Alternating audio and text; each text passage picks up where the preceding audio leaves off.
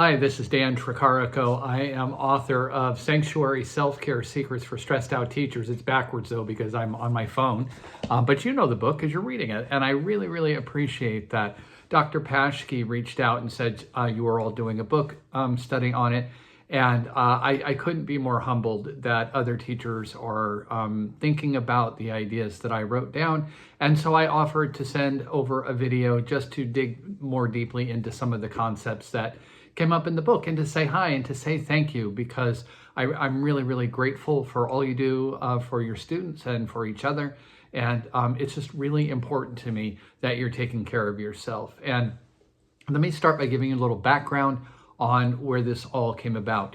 Around 7 or 8 years ago, I had been teaching for about 25 years, and I was just facing massive burnout, and I didn't know how I was going to make it through. I had about 10 years before retirement, and I said, I got to do something because this is not working and I need to make it through.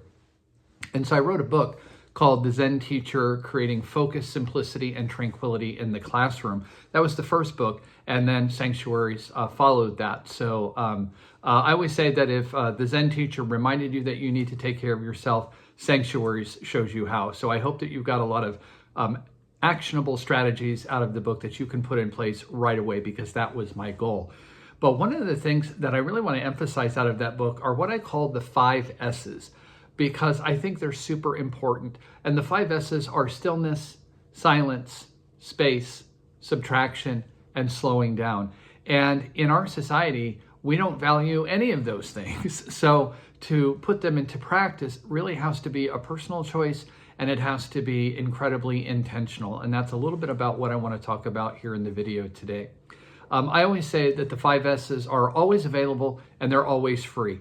And that's what I love best about them, because, frankly, free is my favorite price. So, it's just something that you can do even if you have a few minutes. And everybody can find 5 minutes in the day where they can practice one of these 5 S's. So let's kind of talk a little bit about them. Look at my little cheat sheet here. And we're going to start with stillness and silence. I always feel like stillness and silence go together because when you're still and silent together, it's just an excellent combination. And silence especially is so undervalued in our culture that's go, go, go, always on, always loud, always noisy, always chaotic. And so if you can find some time during the day just to be silent and not say anything or be around any noise, that stress level is just going to go down. Even if it's in the car. I know I love to blast music, and I love music in my life. But when I realized that I could be in that car on the commute to work and I could turn off that music and just be in that little bubble of silence for my 20, 25 minute commute, whatever it is, that was bliss. That was an epiphany. It was a revelation to me. So you can look at your daily calendar and just find those times where you can be silent. Depending how far you want to take stillness and silence, also think about this. If you're still and if you're silent, and then you start breathing and you start focusing on your breathing, bam, you're meditating, right? Which is something else I talk about in Sanctuary. So some people will want to go that far, some people won't, but just even 5 minutes of silence on the way to work, if you pull over to the side of the road and just give yourself that stillness and silence, it's going to be a huge benefit to you. Stillness, silence, subtraction.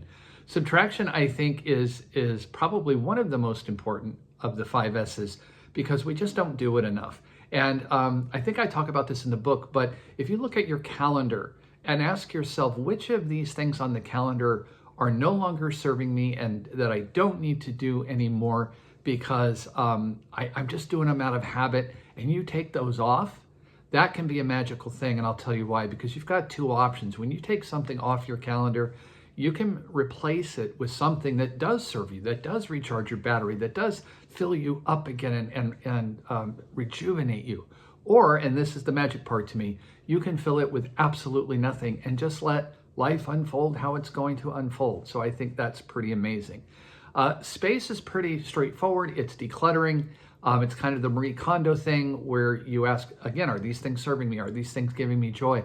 And, when I walk into my classroom, if it's a mess, that stress level and anxiety level rises. So if I can work, a little bit every day to keep that decluttered down, I'm going to be in a better place. And one thing I did, and this is a little trick, I can't remember if I talk about it in the book or not, is I used to just race out. A lot of times I had to pick up my kids from school and stuff like that. I would race out of my classroom, and I would come in the next morning and my desk would be a mess.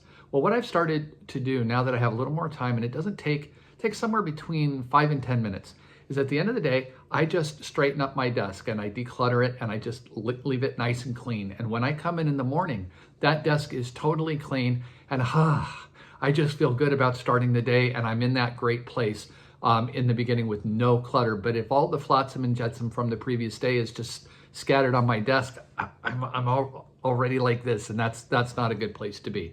So let's see, we talked about stillness and silence, space, subtraction. Let's talk about slowing down. And here's the example I want to give you. This morning, this is Saturday, a day after St. Patrick's Day, so that's the 18th. I get up pretty early. I'm an old guy, my eyes just pop open. And I walked to the local convenience store for a cup of coffee, and because that's really kind of the only exercise I get. But it was just lovely because I've been getting into photography lately, and I had my phone here that I'm doing this video on. And as I was walking, I just stopped and I looked at the sunrise, and I took pictures of trees, and I took pictures of the moon, and I took pictures of the lights. And it just was a beautiful moment of slowing down and allowing things to take as long as they took. I wasn't in a rush, didn't have any place to be. And I'm not going to do anything with those photos. They're not going to be printed out or go in a photo album. It just was to stop and be in the moment and breathe and be present and slow my pace down. Again, we live in a culture that's go, go, go, go, go. Oh, I got up by 5, it's 5 o'clock. I got to be here at 10 o'clock. I got to be there. Violin lessons for the kids, soccer practice, whatever it is. But, when you can spend take some time and spend it slowing down your pace, that stress is going to go down. Now, the caveat to that is, to some degree, that is a season of life thing. I know that when I had young children, it was very, very difficult to do that, if not sometimes impossible. So just be aware of it, look at how you can do that. But I will say, and now that I'm an empty nester, I have nothing but time. So it's been a bliss to be able to do that. And I'll tell you, I always say that, if I can go through my day and not be rushed, that is bliss, that is heaven. If when I feel rushed, that's when I'm overwhelmed. That's when my stress goes up. So if you can find some time to just slow that pace down and let things, whether it's doing the laundry or walking the dog, and just let them take as long as they take, you're just going to breathe better. You're going to relax, and the stress is going to go down. So that is stillness, silence, space, subtraction, and slowing down. I hope these thoughts are helpful to you. You can always reach out to me if you have questions. You can email me at teachingzen@gmail.com. You can get more information and read my blog on thezenteacher.com. And again, I just really appreciate you reading the book. I want to thank you for doing all that you do for each other and for your students and for education. And I want to leave you with some thoughts that I do at the end of my podcast, which is called the Zen Professional Moment.